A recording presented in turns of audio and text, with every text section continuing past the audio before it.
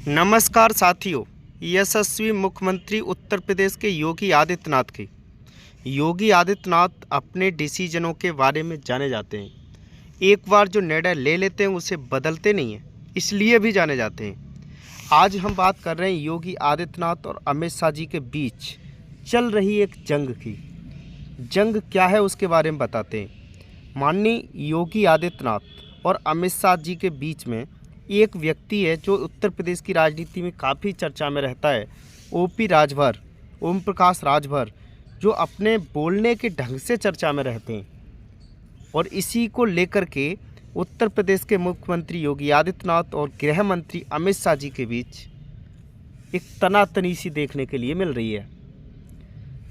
ओम प्रकाश राजभर को योगी आदित्यनाथ योगी कैबिनेट में जगह नहीं दे रहे हैं। जो आपको स्क्रीन पर दिखाई दे रहे शख्स हैं वो ओम प्रकाश राजभर हैं, जो अपने शब्दों और बयानों की वजह से काफ़ी चर्चा में रहते हैं। तो मैं इन्हीं की बात कर रहा हूँ। 2022 के चुनाव में जिस तरह योगी आदित्यनाथ को इन्होंने अपने बयान दिए, उसी को लेकर के शायद अभी योगी आदित्यनाथ उन्हें भुला नहीं पाए हैं। ये चाहते हैं कि वो योगी कैबिनेट का हिस्सा बने। एनडीए गठबंधन का हिस्सा तो बन गए, लेकिन अभी योगी कैबिनेट का हिस्सा नहीं बन पाए। उसकी मुख्य वजह क्या है? तो उसमें यही समझ आता है कि योगी आदित्यनाथ के प्रति 2022 के चुनाव में इनका जो रवैया था, उसी को लेकर के अभी तक योगी आदित्यनाथ के अंदर इनके प्रति जो गुस्सा है वो कम नहीं हुआ है। अमित शाह जी चाहते हैं कि जब योगी कैबिनेट का विस्तार हो तो उसमें ओम प्रकाश राजभर को मंत्री पद का कार्यभार सौंप दिया जाए। लेकिन 6 महीना से ओम प्रकाश राजभर जी उस चीज़ का इंतजार कर रहे हैं, लेकिन अभी तक सफलता नहीं मिली है। बात यह है, अब तक कैबिनेट का विस्तार भी नहीं हुआ है। 2024 से पहले कैबिनेट का विस्तार होना बहुत ज़रूरी माना जा रहा था।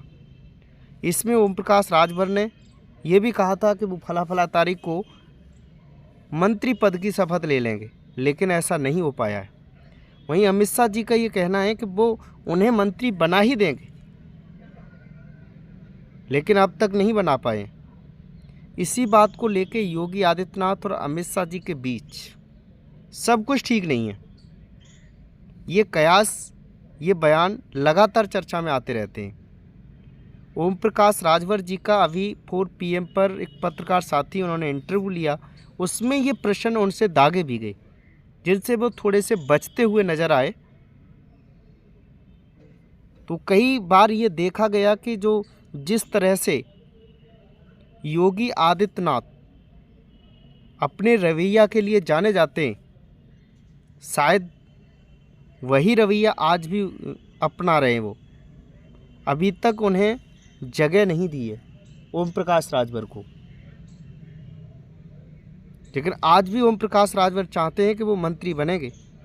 लेकिन ये बात देखने वाली है कि जब कैबिनेट का विस्तार होगा, क्या उन्हें मौका दिया जाएगा या नहीं दिया जाएगा। लेकिन अभी तक कोई ऐसी ऑथेंटिक जानकारी मुख्यमंत्री की तरफ से कभी नहीं बताई गई है कि इन्हें ओम प्रकाश राजभर को मंत्री बनाया जाएगा या नहीं बनाया जाएगा। ओम प्रकाश राजभर की जो चर्चा होती है उत्तर प्रदेश की राजनीति में, सिर्फ उनके बयानों को लेकर के होती है। वो किस नेता को क्या बोल देंगे ये कोई सोच नहीं सकता है। ऐसा ही वो, चाहे वो अखिलेश यादव हों, चाहे वो प्रधानमंत्री नरेंद्र मोदी जी हों, या फिर गृह मंत्री अमित शाह जी हों, या फिर योगी आदित्यनाथ, कोई भी हो, इसी के लिए जाने जाते वो, इसीलिए चर्चा में रहते हैं वो।